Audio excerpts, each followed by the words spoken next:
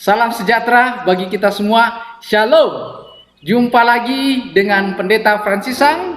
Saat ini saya akan membagikan perenungan mengapa hari Sabat itu sangat penting dalam Alkitab.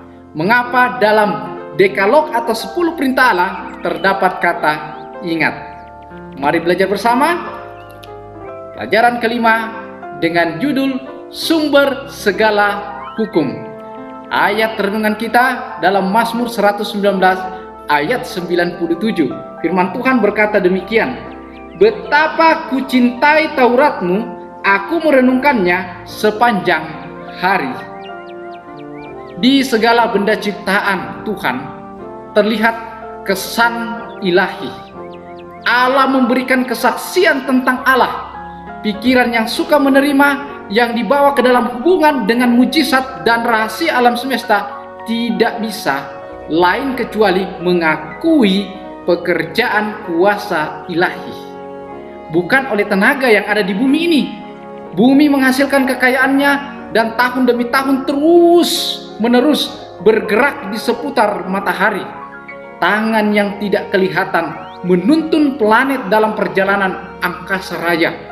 Suatu kehidupan yang bersifat rahasia mengisi segenap alam. Suatu kehidupan yang menunjang dunia yang tidak terhitung banyaknya di angkasa yang tidak terukur, yang hidup dalam serangga kecil, terapung dalam angin sepoi kemarau, yang mengayun sayap burung layang-layang dan memberi makan kepada anak burung gagak yang berteriak, yang menjadikan kuncup mekar serta bunga berubah menjadi buah. Kuasa yang sama yang menopang alam juga bekerja dalam manusia. Undang-undang besar yang sama yang menuntun bintang dan atom, yang mengendalikan kehidupan manusia.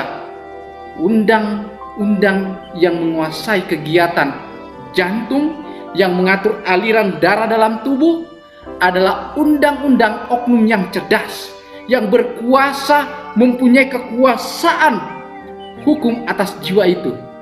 Daripadanya segala sumber kehidupan berlangsung. Hanya dalam keharmonisan dengan Dia bisa ditemukan suasana kegiatan yang sebenarnya. Bagi semua objek ciptaannya, keadaan serupa adalah serupa kehidupan yang ditopang dengan menerima kehidupan dari Allah. Suatu kehidupan yang sesuai dengan kehendak Allah. Yang melanggar hukumnya secara fisik atau mental atau moral, berarti dia menempatkan diri di luar keserasian dengan alam semesta. Berarti memasukkan perselisihan, anarki, dan kehancuran. Bagi orang yang belajar menafsirkan pengajaran, seluruh alam diterangi.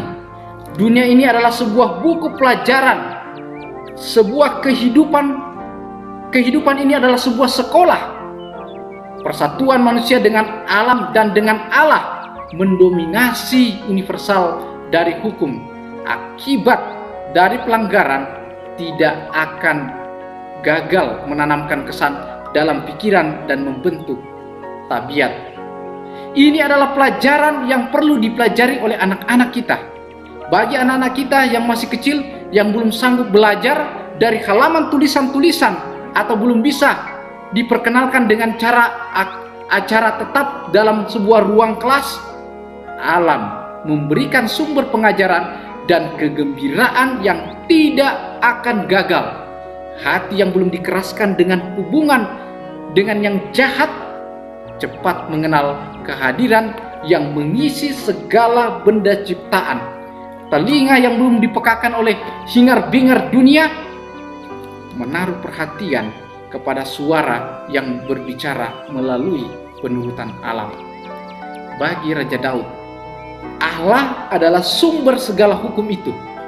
Itulah sebabnya dia berkata, "Aku mencintai Tauratmu, aku merenungkannya sepanjang hari." Sebagai kesimpulan, Allah pencipta kita adalah sumber segala hukum.